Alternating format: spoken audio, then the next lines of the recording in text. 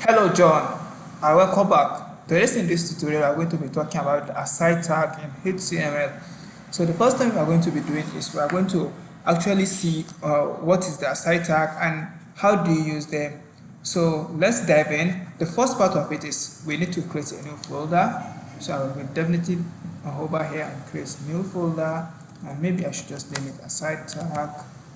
And then after naming it aside tag, I definitely want to open this folder up inside my Visual Studio Code, which I will be doing. I'm perfect. So I need to open a new file and name it index.html, of course, because we are writing HTML code. Close this and also toggle this. So after doing that, all I need is to bring out the normal document type and rename this as probably aside.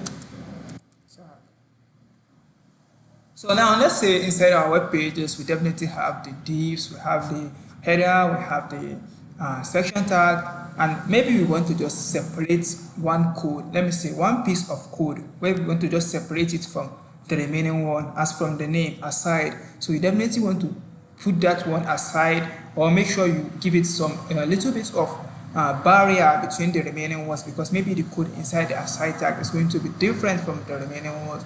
So let's say now I have my div tag, and inside the div tag maybe I have a paragraph tag that says a lot of text. Let's say Lorem 10, and then I definitely want to quote. I want to write a quote after this. So I may probably want to wrap this my quote inside an aside tag, and then after just writing aside tag, I can just say a quote. Let me say just do like this. Let me use double quotes.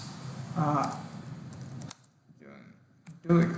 So I definitely enclose this, even though the John Doe which is inside a code is definitely still inside my div tag, but I little bit like